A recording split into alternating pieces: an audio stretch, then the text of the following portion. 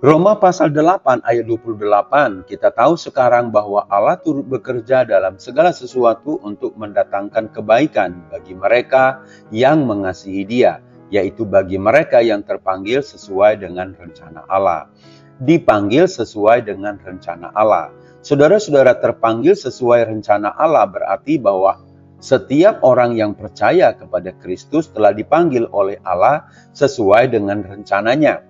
Rencana Allah ini telah ada sebelum penciptaan dunia dan bertujuan untuk membawa kita kepada keselamatan dan kemuliaan.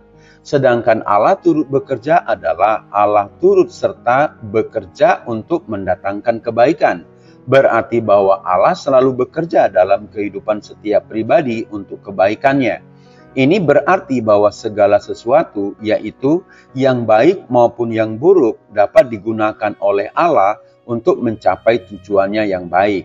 Contoh yang dialami oleh Yusuf, dijual, jadi budak di Mesir, di penjara.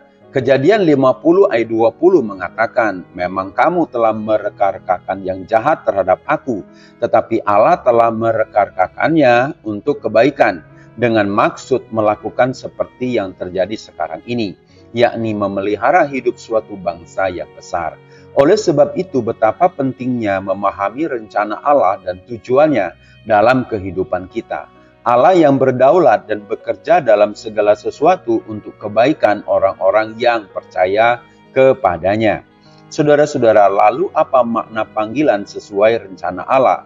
Hal ini menekankan pada panggilan Tuhan yang spesifik untuk setiap individu yang telah dirancang dan disiapkan oleh Allah sejak dahulu kala. Ini berarti kita dipanggil untuk hidup dan bertindak sesuai dengan kehendak-Nya, dengan tujuan dan kemuliaannya dan kebaikan diri sendiri. Apa maksud panggilan ini? 1. Panggilan yang spesifik individu. Panggilan ini bisa berupa minat, pekerjaan, atau panggilan pelayanan dalam gereja, yang semuanya diarahkan untuk mencapai tujuan yang telah ditentukan oleh Allah.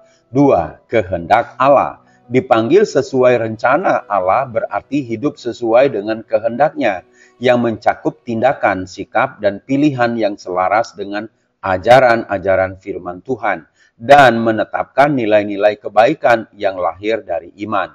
3. Tujuan yang sudah disiapkan. Allah telah merancang tujuan yang khusus untuk setiap orang yang dipanggilnya. Jadi dalam panggilan itu tidak ada perbedaan kedudukannya, sama di hadapan Tuhan.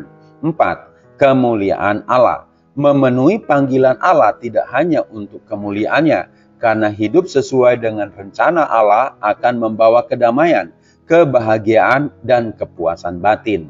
Saudara-saudara, kita dipanggil sesuai rencana Allah.